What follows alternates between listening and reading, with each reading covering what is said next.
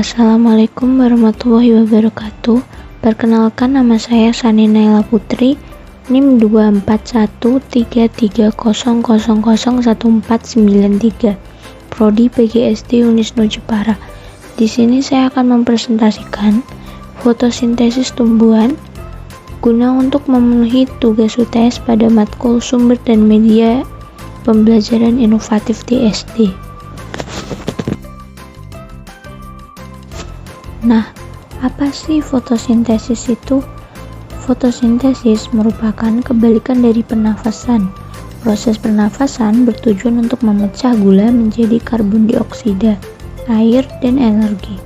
Sebaliknya, proses fotosintesis itu menggabungkan karbon dioksida dan air menjadi gula dengan menggunakan energi cahaya matahari. Nah, fotosintesis juga biasanya berlangsung pada tumbuhan yang berklorofil dan pada waktu siang hari, asalkan ada sumber cahaya matahari. Di sini ada gambar proses terjadinya fotosintesis, itu ada cahaya matahari, karbon dioksida, air, dan oksigen. Proses dari fotosintesis yang pertama yaitu tumbuhan akan mengambil air dari tanah, kemudian diambil oleh akar, dan dari akar dimetabolisme oleh sistem transportasi yaitu jaringan silm dan phloem. Kemudian yang kedua, karbon dioksida diperoleh dari udara yang masuk melalui stomata. Nah, tempat stomata itu di bagian bawah daun. Yang ketiga, fotosintesis terjadi ketika klorofil di daun menerima sinar matahari dan kemudian cahaya digunakan untuk mengubah air dan karbon dioksida menjadi gula dan oksigen. Keempat, gula dihasilkan dapat digunakan langsung oleh tanaman atau dapat disimpan di organ tanaman lain seperti buah-buahan. Kemudian kelima, selain dengan gula, oksigen yang dibentuk lolos melalui stomata dan kemudian di udara. Oksigen inilah yang digunakan untuk manusia bernafas. 6. Melalui polimerasi. Glukosa atau gula yang dihasilkan dari proses ini akan diubah menjadi pati atau amilum. Esensinya atau zat pati akan disimpan melalui akar. Terus, di mana sih tempat terjadinya fotosintesis? Tempat terjadinya fotosintesis itu ada pada daun, kloroplast, dan klorofil. Daun merupakan pabrik dari fotosintesis yang sebenarnya terjadi pada tumbuhan. Irisan melintang dari daun yang khas menyingkapkan beberapa lapisan jaringan yang berbeda. Kloroplast adalah plastisida berwarna hijau, umumnya berbentuk lensa, terdapat di dalam sel tumbuhan lumut, paku-pakuan tumbuhan berbiji. Kemudian klorofil adalah pigmen hijau yang terdapat di dalam sel-sel tumbuhan, terutama di dalam sel organel yang disebut dengan kloroplast.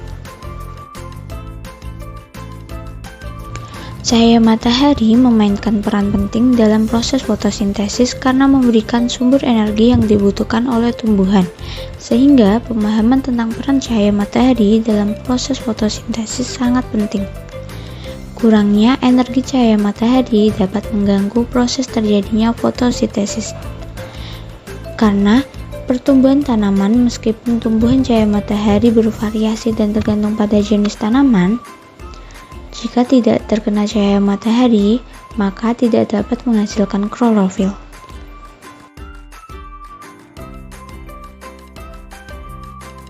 Nah, terus peran karbon dioksida atau CO2 itu apa sih? Karbon dioksida atau CO2 berperan penting dalam proses fotosintesis karena menjadi sumber karbon utama bagi tumbuhan. Untuk menghasilkan glukosa atau gula, tumbuhan menyerap CO2 dari udara melalui stomata di daun, kemudian menggunakan energi cahaya matahari untuk mengubah CO2 menjadi glukosa. Bersama dengan oksigen sebagai sampingan, tanaman butuh cahaya matahari dan udara CO2 untuk membuat makanannya.